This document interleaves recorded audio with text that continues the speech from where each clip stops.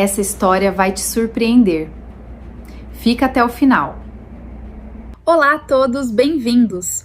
Hoje vamos explorar como a Libras, a língua brasileira de sinais, funciona nas nossas escolas. E aí, pessoal, bem-vindos a mais um mergulho profundo aqui com a gente. Hoje o nosso foco é falar sobre algo que, sinceramente, muda o jogo. O poder transformador da verdadeira educação bilíngue e, claro, as tecnologias assistivas digitais que estão fazendo tudo isso acontecer de verdade para a comunidade surda. Bom, vamos direto ao ponto. Para a gente entender a urgência desse papo, pensem um pouquinho nessa estatística do IBGE de 2019. Olha isso. 67,6% das pessoas com deficiência acima de 18 anos aqui no Brasil simplesmente não têm instrução ou não terminaram o ensino fundamental. É um número que choca, né? E mostra bem porque a gente precisa desesperadamente discutir novas abordagens e quebrar essas barreiras. E o nosso roteiro de hoje está bem amarrado. Vamos passar pela educação bilíngue para surdos, entender a diferença entre inclusão e educação bilíngue, explorar pilares e metodologias, ver os benefícios e desafios, falar de tecnologias assistivas digitais e fechar com os aplicativos que transformam.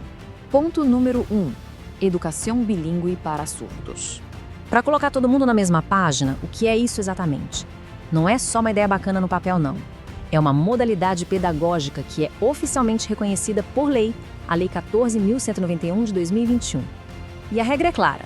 A Libras, que é a língua brasileira de sinais, é tratada como a primeira língua do aluno, a L1. O português escrito entra como a segunda língua, a L2. Isso garante por lei que o ensino aconteça em Libras desde criancinha até o fim da vida acadêmica, usando o português só como uma língua secundária e estritamente na forma escrita. Ponto 2. Inclusão versus educação bilíngue. Sabe aquela confusão clássica que a gente vê o tempo todo? A galera acha que é tudo a mesma coisa, mas não é. Inclusão é um princípio. É basicamente tentar remover os obstáculos e fazer ajustes, tipo colocar um intérprete de Libras numa sala de aula comum cheia de alunos ouvintes. Agora, a educação bilíngue é todo um outro universo. É um ambiente criado do zero, totalmente adaptado, onde a instrução nativa e central é em Libras. Pensa numa daquelas escolas imersivas de inglês, sabe? É exatamente a mesma lógica. Não é só desviar do obstáculo, é criar um ambiente linguístico natural para o aluno. Ponto 3. Pilares e metodologias. Tá, mas como a mágica acontece na prática? A estrutura se apoia em 3 grandes pilares. Primeiro, o acesso precoce a Libras. Segundo, a entrada do português escrito. E terceiro, um suporte humano e acessível. Essa base é fundamental para garantir que o cérebro comece a se desenvolver usando uma linguagem totalmente visual e espacial, antes mesmo de alguém apresentar qualquer texto escrito para essa criança. Tem um conceito aqui que eu acho absolutamente genial, que é o bilinguismo sequencial. Funciona assim. Em vez de jogar todas as informações de uma vez só, a introdução do português é feita de propósito só depois que a criança já domina Libras, lá pelos 3 aninhos de idade. É uma tática cirúrgica para evitar sobrecarga cognitiva. E claro, tudo isso com imersão linguística, muitos recursos visuais e a mediação cultural de professores bilíngues que sabem exatamente como respeitar e valorizar a cultura surda. Vamos ao ponto 4. Benefícios e desafios. Com certeza, um modelo tão focado assim traz vantagens gigantescas. Os benefícios são reais. A gente está falando de uma estruturação de pensamento fantástica e um baita aumento na flexibilidade cognitiva. A identidade do aluno surdo fica super fortalecida. No fim das contas, a sociedade inteira sai ganhando, porque esses alunos conseguem organizar o pensamento de um jeito mais claro, internalizar coisas difíceis e transitar tanto no mundo surdo quanto no ouvinte com muito mais tranquilidade. Mas a realidade bate na porta, né? Os obstáculos no mundo real são pesados. Para começar, tem uma escassez absurda de professores bilíngues qualificados no mercado, falta material e tem um detalhe que muita gente esquece. A grande maioria das crianças surdas nascem em famílias de pais ouvintes. Esses pais frequentemente têm muita dificuldade para aprender Libras e se comunicar dentro da própria casa. Então, fazer a integração cultural de verdade nas escolas continua sendo um baita desafio diário.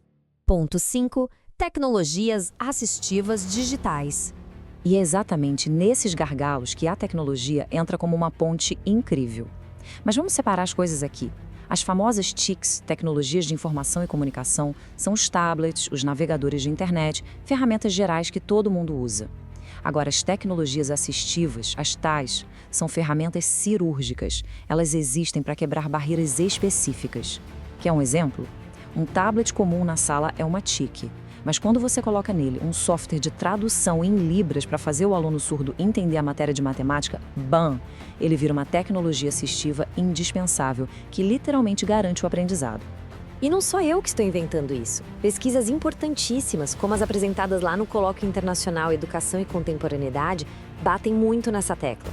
Elas mostram que essas inovações digitais não são só firulas tecnológicas. Elas são os canais de inclusão reais que permitem, de fato, a comunicação fluida entre o aluno surdo e o professor ouvinte. E o ponto 6, os aplicativos que transformam. Bora dar nome aos bois? Se a gente olhar para as ferramentas que estão sacudindo as salas de aula hoje, temos o Handstalk, com aquele intérprete virtual famoso, o Hugo, que ganhou até prêmio da ONU lá em 2013. Temos o VLibras, uma parceria da UFPB com o governo, que é fantástico para traduzir sites e códigos. O Sinalário Disciplinar, que foca direto nos termos acadêmicos difíceis das disciplinas.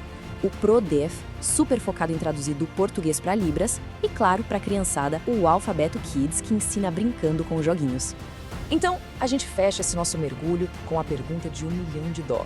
A base legal a gente já viu que existe, a tecnologia está pronta, na palma da mão. A pergunta agora é, como é que nós, enquanto sociedade, vamos garantir que essas ferramentas cheguem em absolutamente todas as salas de aula do país? Porque isso não define só o futuro da educação, define o nível da nossa empatia. Fica aí a reflexão. Até a próxima, pessoal! Se você gostou desse vídeo, deixe o seu like e é muito importante para nós.